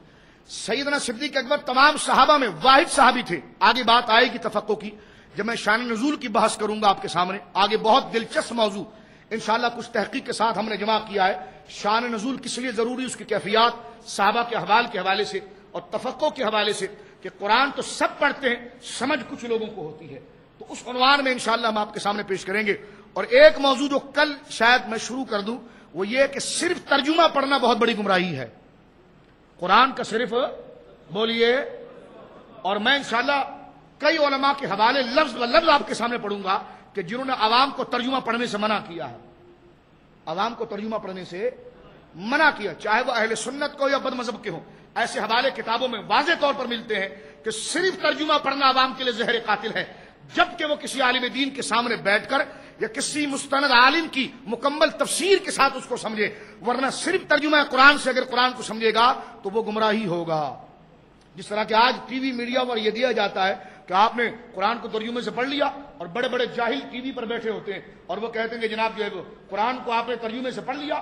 تو ایک بے وقوف کا واقعہ ہے کہ جب وہ قرآن پڑھتا تھا تو یا ایھا الذین آمنوا لا تقولوا راعنا، یہ راعنا کا لفظ نہیں پڑھتا تھا بلکہ آگے پڑھتا تھا قولوا انظرنا۔ تو کسی نے پوچھا جی یہ راعنا کیوں نہیں پڑھتے؟ کہ ترجمہ پڑھیے اس کا۔ آپ کا ترجمہ کیا ہے؟ کہ ترجمہ یہ ہے کہ اے ایمان والو میرے حبیب کو راعنا نہ کہو۔ کہ جب خدا کہہ رہا راعنا نہ کہو، اس لیے جب بھی میں قرآن پڑھتا ہوں تو پڑھتا ہوں یا ایھا الذین آمنوا لا تقولوا وقولوا انظرنا، یعنی راعنا پڑھتا ہی نہیں ہوں۔ وہ کسی نے کہا جی یہ تو قرآن کیوں نہیں پڑھتے؟ کہا آپ نہیں سمجھ پائے، ترجمے میں لکھا ہوا ہے کہ راعنا نہ کہنا۔ تو خالی ترجمے سے جب قرآن سمجھا جاتا ہے تو یہ دیوالیہ نکلتا ہے۔ اور باقاعدہ وہ مجتہد بن کر سامنے آئے اور انہوں نے کہا کہ لا تقولوا راعنا، یہ قرآن میں لکھا ہوا تو ہے لیکن پڑھا نہیں جائے گا، کیوں؟ کہ ترجمہ اس کا پڑھیے، اللہ فرماتا راعنا نہ کہنا۔ تو جب اللہ نے کہا راعنا نہ کہنا تو لہٰذا جب راعنا نہ کہنا تو راعنا کہنے کی کیا ضرورت ہے؟ تو لہٰذا راعنا کے جملے کو چھوڑ دیجیے، آگے سے تلاوت شروع کیجیے۔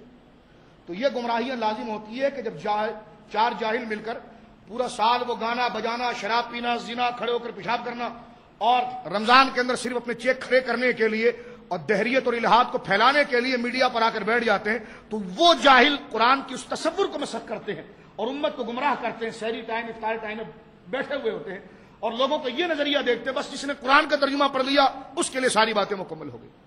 اور یہی بات میں آپ کی خدمت میں یہاں پیش کرنا چاہتا ہوں کہ یہ جو ساری تفصیل ہم پیش کر رہے ہیں آپ کے سامنے، یہ اس حوالے سے کہ قرآن ترجمے سے سمجھنے والی کتاب نہیں ہے۔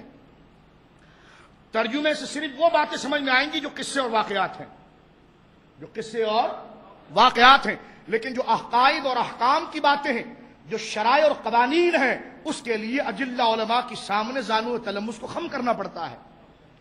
اسی میں سے تاریخ نزول قرآن میں ایک اہم بحث جہاں پر آتی ہے وہ یہ ہے کہ آخری وحی نبی کریم علیہ الصلوۃ والسلام کے قلب منیر پر کون سی اتری ہے، اور اس پر تقریباً اصول قرآن کو مرتب کرنے والے علماء نے اس کو بڑے خوبصورت سہرے، یعنی بالکل اوپر جگہ پر ذکر کر کے تاریخ قرآن سے واقف کرنے کے لیے اس چیز کو ذکر کیا ہے۔ تو میں پہلے عرض کر رہا تھا آپ کی خدمت میں کہ کوئی قطعی قول نہیں ہے، یعنی ہم انگلی رکھ کر نہیں کہہ سکتے کہ یہ قرآن کی سب سے آخری آیت ہے، نہیں کہا جا سکتا۔ کیوں؟ اس لیے کہ حضور نے خود کبھی نہیں کہا کہ یہ آخری آیت ہے، لکھ لو اس کے بعد میں جا رہا ہوں، بلکہ قرآن اترتا رہا مسلسل، صحابہ لکھتے رہے، آگے بحث آئے گی، سرکار لکھواتے رہے قرآن مجید۔ صرف سیدنا صدیق اکبر کو یہ اشارہ مل گیا تھا کہ ان قریب حضور رخصت ہونے والے ہیں، اور وہ اشارہ سورہ نصر سے ملا تھا کہ اذا جاء نصر اللہ والفتح ورأیت الناس يدخلون فی دین اللہ افواجا۔ تو اس سے سیدنا صدیق اکبر رونے لگے۔ صحابہ نے کہا کہ اس میں تو بشارت ہے، فرمایا بشارت تو ہے لیکن اس میں یہ اشارہ ہے کہ سرکار ان قریب رفیق اعلیٰ کا سفر کرنے والے ہیں۔ اس کے علاوہ کسی صحابہ کو حضور نے یہ نہیں کہا کہ یہ آخری آیت ہے آپ لکھیے۔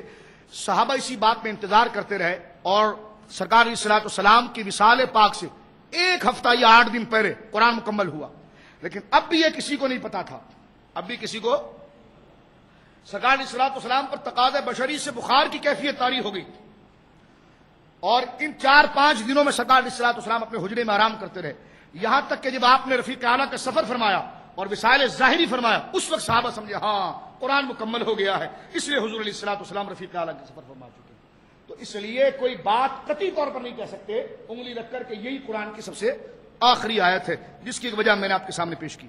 لیکن علماء نے بعض آیتوں کی طرف اشارہ ضرور کیا ہے کہ شاید یہ سب سے آخری آیت ہے۔ بعض لوگوں نے یہ ذکر کیا کہ الیوم اکملت لکم دینکم، یہ قرآن کی سب سے آخری آیت ہے، لیکن میں یہ کہتا ہوں یہ آیت تو نازل ہو رہی ہے عرفات کے میدان میں۔ امام سیوطی نے بھی اسی اعتراض کو اٹھایا ہے کہ یہ تو عرفات کے میدان میں اتر رہی ہے، اس کے بعد سید عالم صلی اللہ علیہ وسلم حج کر کے آ گئے، محرم کا مہینہ تھا، سفر تھا، ربیع الاول تھا، اور ربیع الاول کے درمیانی وسط میں وسطانی اور پہلے یا دوسرے عشرے میں سرکار نے وصال فرمایا ہے، تو کیا یہ تین چار مہینے تک کوئی وحی نہیں اتری؟ جبکہ بات یہ ہے کہ سرکار علیہ الصلوۃ والسلام پر وحی آپ کے وصال ظاہری سے 10 دن پہلے تک اترتی رہی ہے۔ سمجھ رہے میری بات آپ؟ تو پتا چلا الیوم اکملت لکم دینکم کو قطعی طور پر یہ کہنا یہ قرآن کی آخری آیت ہے اور اس کے بعد قرآن مکمل ہو گیا، یہ سمجھ سے باہر ہے۔ اسی طرح آپ سمجھ لیجئے، بعض علماء نے اس کو ذکر کیا واتقوا یوما ترجعون فیہ الی اللہ ثم توفی کل نفس ما کسبت وہم لا یظلمون۔ اس آیت کو ذکر کیا امام سیوطی نے فرمایا کہ یہ ایک آیت ہے کہ جس کے بارے میں یہ کہا جا سکتا ہے کہ یہ قرآن میں سب سے آخر میں اتری ہے۔ اور امام سیوطی نے یہاں پر فضیلت کی بڑی پیاری بات لکھی ہے کہ جب یہ آیت اتری تو سرکار نے ابی بن کعب کو بلایا کہ آؤ، حضرت ابی بن کعب آئے، سرکار نے فرمایا یہ آیت لکھو جو میں پڑھ رہا ہوں۔ ابی بن کعب جہاں بہترین قاری تھے وہیں بہترین کاتب بھی تھے، تو آپ نے اس آیت کو، یعنی یہ ابی بن کعب رضی اللہ تعالیٰ عنہ کی کل بھی میں نے کئی فضیلتیں ذکر کی ہے، ان کی فضیلتوں میں سے ایک فضیلت یہ بھی ہے میرے دوستوں کہ ان کو یہ شرف حاصل ہوا ہے کہ قرآن کی آخری آیت انہوں نے اپنے ہاتھ سے لکھی، حضرت ابی بن کعب رضی اللہ تعالیٰ عنہ وارضاہ عنہ۔ تو ابی بن کعب کو سرکار نے بلایا اور یہ وحی لکھوائی، اور اس واقعے کے بارے میں ہمارے ہوں یا غیر ہو تمام نے لکھا ہے کہ یہ واقعہ تقریباً 3 تاریخیں ہیں جس کے بارے میں ذکر کیا جائے، یا 3 ربیع الاول کو ہوا، یا آخری آیت کا واقعہ قرآن کی تکمیل کا واقعہ، یا 3 ربیع الاول کو ہوا، یا 12 ربیع الاول کو ہوا، یا 11 ربیع الاول کو ہوا۔ اب دیکھیے 3 ربیع الاول، 12 ربیع الاول، 11 ربیع الاول، تینوں میں سے کوئی بھی تاریخ بنی ہو، اگر 3 بنتی ہے تو 3 میں 8 ملائے کتنے ہوئے؟ بولیے 11، تو پھر حضور کا وصال 11 کا بنتا ہے۔ اور اگر 12 بناتے ہیں کہ 12 کوئی آخری آیت تھی تو 12 میں 8 ملائے تو کتنے بنے جی؟ 20، تو پھر پتا چلتا ہے کہ 20 ربیع الاول کو حضور کا وصال ہوا ہے۔ اور اگر 11 اس آیت قرآن کی تکمیل کی آخری آیت کو 11 ربیع الاول قرار دیں اور 8 دن اس میں ملائیں تو 11 میں 8 ملائے کتنے ہوئے جی؟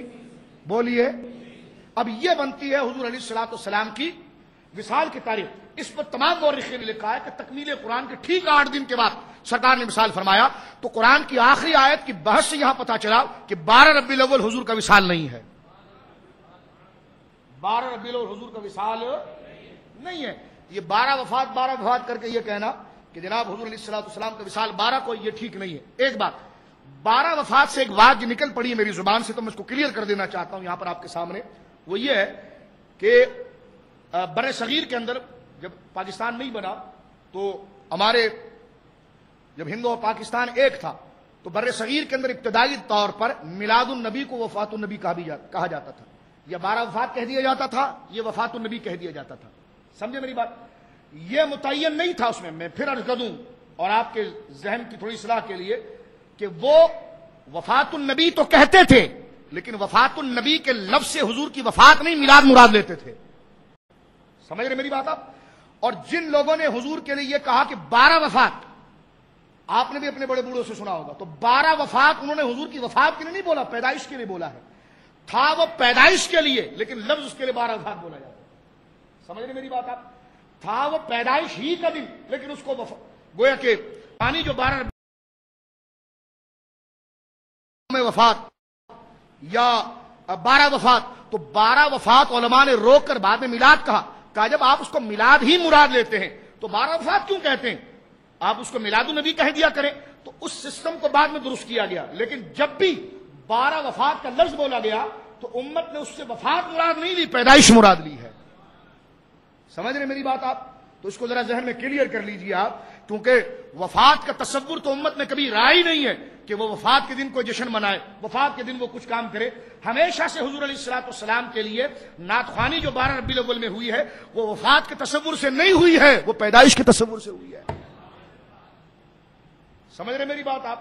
تو یہ پیدائش ہی کی حقیقت کو نام دے دیا گیا وفات النبی، نام دے دیا گیا 12 وفات. آج ہم اس کو بالکل کلیئر کیا کہتے ہیں؟ جشن عید میلاد النبی. اس کو صحیح نام دے رہے ہیں ابھی ہم. اور ہم ان سے کہتے تھے کہ بھائی آپ کا 12 وفات سے کیا مراد ہے؟ کوئی انتقال کر گیا تھا؟ کہتے نہیں، حضور پیدا ہوئے تھے. تو ہم نے کہا جب تمہارا ترجمہ پیدائش کا ہے تو وفات کا لفظ کیوں بولتے ہیں؟ انہوں نے کہا جی ہمارے بڑے بھی یہی کہا کرتے تھے، وہ بھی یہی کہا کرتے. تو مراد اس سے پیدائش تھی. سمجھ رہے میری بات آپ؟ مراد اس سے پیدائش تھی. لفظ وفات کا بولا جاتا تھا. لیکن آج جو وہابی وفات کا لفظ بولتا ہے، اس سے مراد بر صغیر کے مسلمانوں کی مراد نہیں تھی. اس لیے کہ ربیع الاول کے مہینے میں کبھی مسلمانوں نے حضور کی وفات کا یوم نہیں منایا، ہمیشہ حضور کی پیدائش کا یوم منایا ہے. اس بات کو یاد رکھیے آپ. سمجھ رہے؟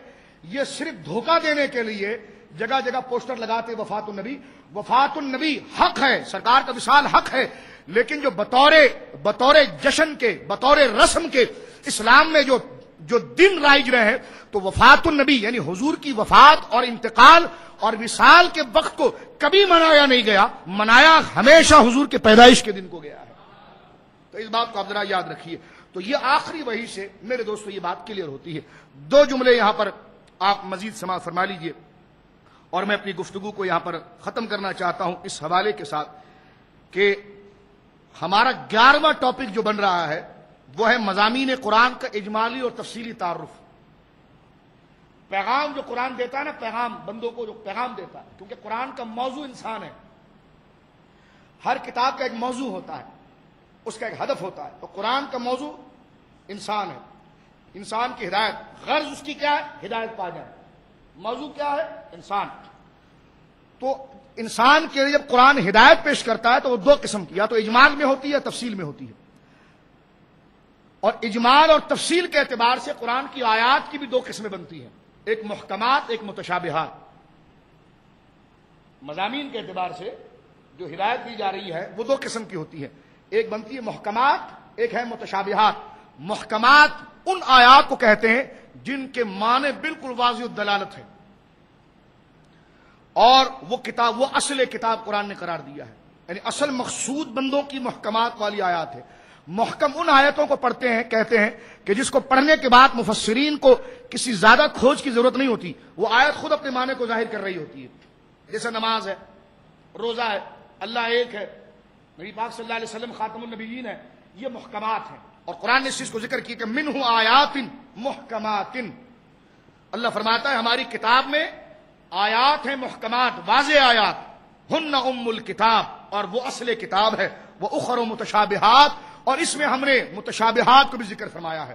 تو محکمات قرآن کی ان آیات کو کہتے ہیں جس کا معنی بالکل واضح ہو، اور متشابہات ان آیات کو کہتے ہیں جس کا معنی بالکل پردے میں ہو، اخفاء میں ہو.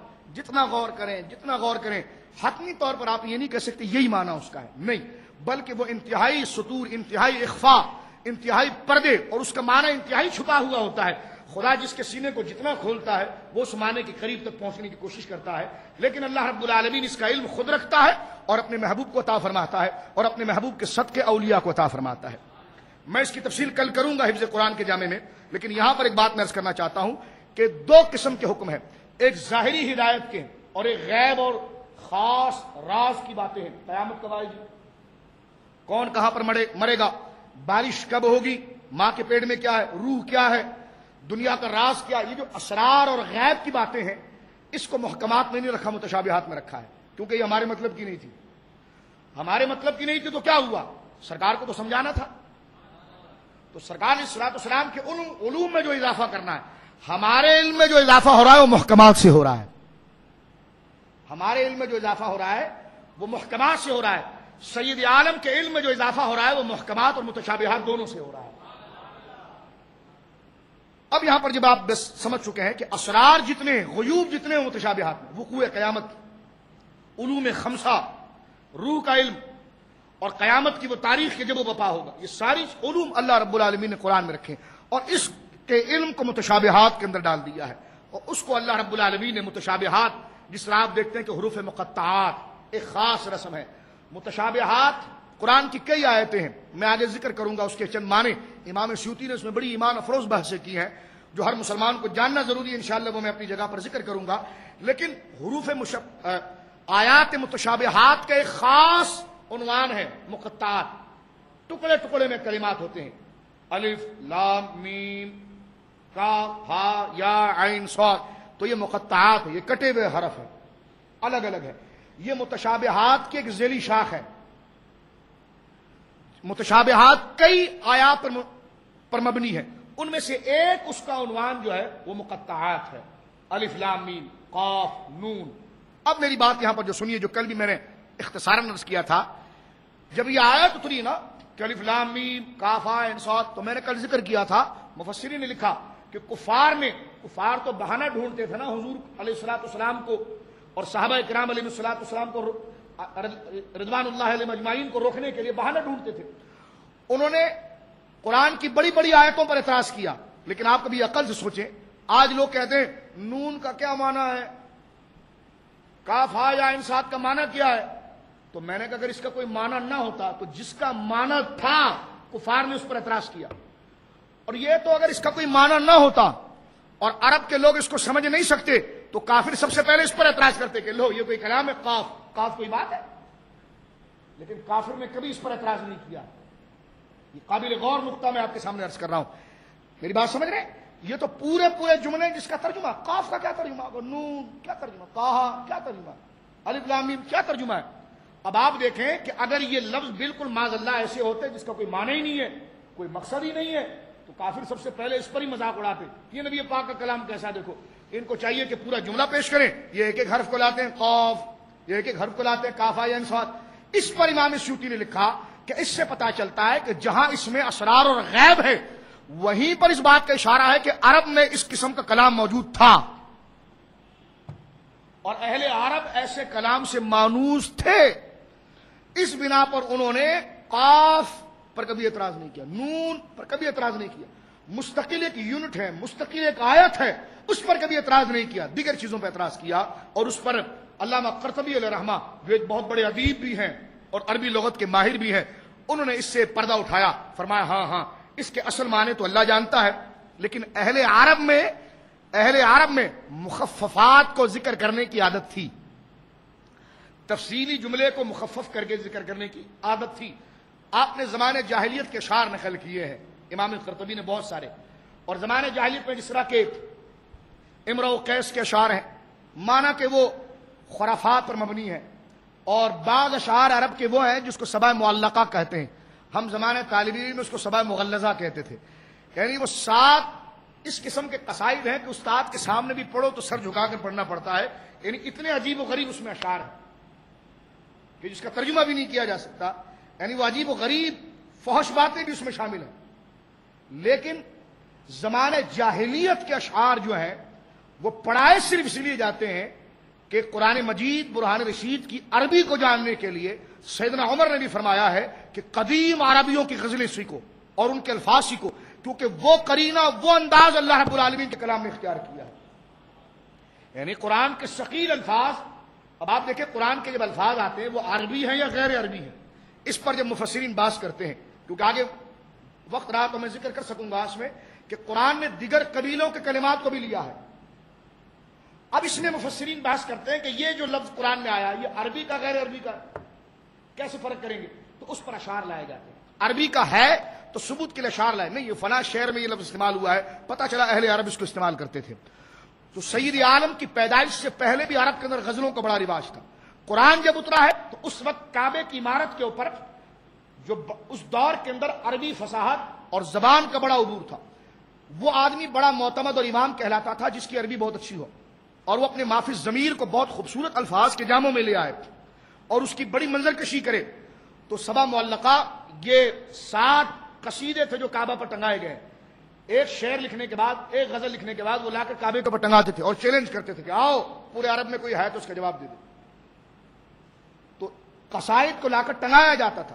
سرکار کے پاس صحابہ آئے، کہنے لگے کہ کفار ہم سے کہتے ہیں کہ آپ کے پاس اگر کوئی ہے تو لاؤ ٹنگاؤ۔ سرکار نے فرمایا جاؤ صرف کعبے کے اوپر لکھ دو انا اعطیناک الکوثر، اور ان سے کہو کہ اس کا دوسرا جملہ بنا کر لے آؤ۔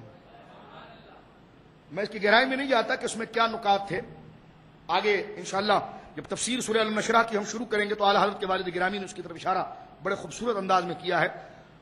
تو انا اعطیناک الکوثر صحابہ نے لے جا کے لکھ دیا، تو اب وہ ظاہر سی بات ہے اہل زبان تھے اور معاملات اور بلاغت کے طریقے کو جانتے تھے، تو ایک جم غفیر لگ گیا۔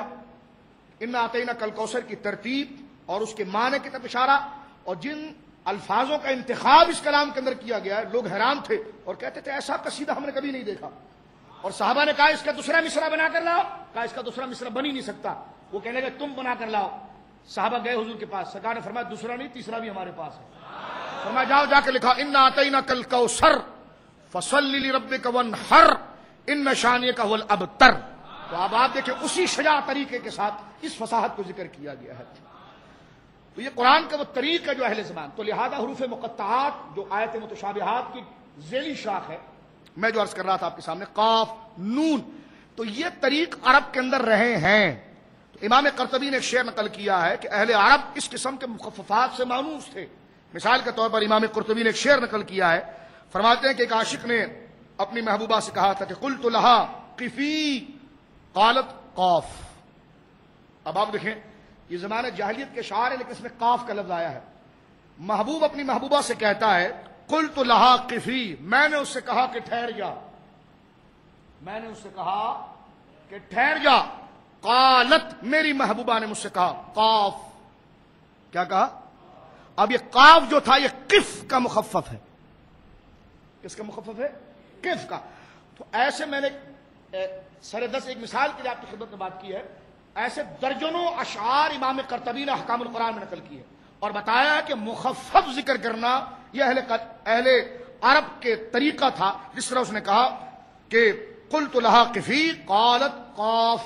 اب اسی طرز پر قرآن نے کلام کیا ہے، تو اہل عرب اس مخفف کو جانتے تھے لیکن حیران تھے کہ اس کا معنی محمد رسول اللہ کیا کریں گے، اس کا معنی کیا کریں گے۔ اس لیے امام سیوطی نے بھی نقل کیا کہ حضرت مجاہد جو حضرت عبداللہ ابن عباس کے بڑے ہونہار شاگرد ہیں، انہوں نے ظاہر سی بات اہل عرب تھے، ان سے جب کسی نے پوچھا کہ آپ تھوڑی کوشش تو کریں اس پر کہ الف لام میم کا معنی کیا بنے گا، فرمایا کہ دیکھو بھائی اللہ اس کے رسول اس کی بات معنی کو بہتر جانتا ہے۔ فرمایا لیکن آپ کا دماغ کو اشارہ تو دیتا ہوگا کیونکہ آپ اپنے وقت کے بڑے ادیب ہیں، شاعر بھی ہیں، امام بھی ہیں اور اہل عرب ہیں، عربی النسل ہیں، اور حضرت عبداللہ ابن عباس سے آپ نے پڑھا ہے۔ تو کہا کہ ہاں حضرت عبداللہ ابن عباس نے ایک دفعہ الف لام میم کا معنی کیا تھا، ان کی طبیعت جب بڑے ذوق پر تھی، طبیعت بڑے ذوق پر تھی، تو انہوں نے الف لام میم کا معنی کیا۔ کیا کیا؟ کہ الف سے اللہ، لام سے جبرائیل، میم سے محمد، اور معنی یہ ہے کہ اللہ نے جبریل کے ذریعے محمد صلی اللہ علیہ وسلم کے سینے پر قرآن کو اتارا ہے۔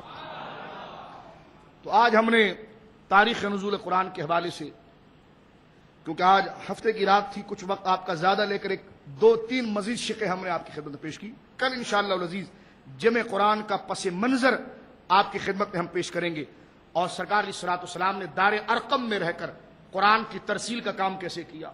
اس وقت ایک دوسرے سے بات کرنے پر گرفت ہوتی تھی لیکن ہر مسلمان کے گھر میں قرآن کے کاغذ پہنچ جاتے تھے۔ اس میں جو حضور نے تحریک چلائی تھی قرآن کو مکہ کے گھر گھر میں عام کرنے کے لیے، بڑے مبارک واقعات ہیں وہ انشاءاللہ العزیز کل ہم پیش کریں گے، اس دعا کے ساتھ کہ اللہ رب العالمین ہمیں قرآن کی تعلیم سے مکمل متمسک رکھے۔ یہ صرف باتیں میں آپ کی خدمت میں اس لیے پیش کر رہا ہوں کہ اب آپ تلاوت کریں گے تو آپ کو بڑا مزہ آئے گا، اب قرآن کھولیں گے تو آپ کو ایک ذوق ملے گا کہ جو تاریخ آپ کے سامنے واضح ہو رہی ہے۔ انشاءاللہ ہم جو تفسیر پیش کریں گے وہ اپنی جگہ پر ہوگی، لیکن یہ سارے فنون اپنی جگہ پر انتہائی ضروری ہے۔ دیکھیے کب تک مکمل ہوتے ہیں، انشاءاللہ اس کے بعد ہم تفسیر کی طرف چلتے ہیں۔ اللہ رب العالمین سے دعا ہے کہ جو نظریے پیش کیے گئے اللہ رب العالمین اسے قبول فرمائے، جو کوتاہیاں غلطیاں ہوئی رب کریم اسے معاف فرمائے، اور جتنی آگے کی ابحاث ہے اپنے فضل سے ہمارے لیے آسان فرمائے، ہمارے لیے ہدایت کا باعث بنائے، اور قرآن میں ہمیں ادب، قرآن کے سامنے زانو ادب کو خم کرنے کی توفیق مرحمت فرمائے۔ مولا کریم تیری ذات اور تیرے حبیب کی ذات کے لیے جو کلمات موضوع ہیں اور جن کلمات کو تو پسند فرماتا ہے، تیرا ذکر اور تیرے حبیب کا ذکر جن مبارک اور پاکیزہ تصورات میں کیا جائے، جن پاکیزہ اور شائستہ نظریے میں اور اس مفہوم میں کیا جائے، مولا کریم ان حدود کی پاسداری کرنے کی ہمیں توفیق مرحمت فرما، اس مکمل معاملات کے ہمیں احترام کی توفیق مرحمت فرما، اور مولا کریم اس قرآن کے فیضان کو ہم پر اور ہمارے بچوں پر جاری و ساری فرما، اور اس نظریے ہمیں پاک کامل تمسک اور قرآن کی شفاعت ہمیں نصیب فرما۔ وآخر دعوانا الحمدللہ رب العالمین۔